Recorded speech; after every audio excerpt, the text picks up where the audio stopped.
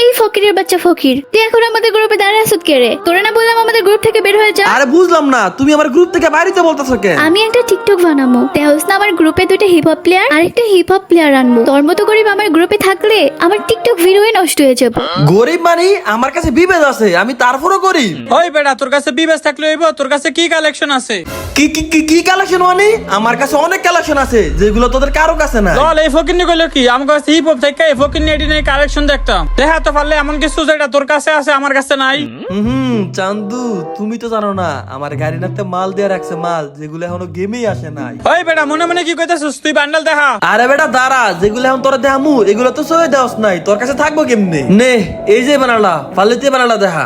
ভাইয়া, এই বান্ডেল তো এখন পর্যন্ত গেমেই আসি নাই, এই বান্ডেল পাইলেন কোথা থেকে? গরিব তো তাই আমার কাছে আসছিল। না ভাইয়া, আমি তো তখন মজা করছিলাম, আপনি অনেক বড় লোক। ভাইয়া একটা ইমোট মারেন না, টিকটক ভিডিও বানাবো।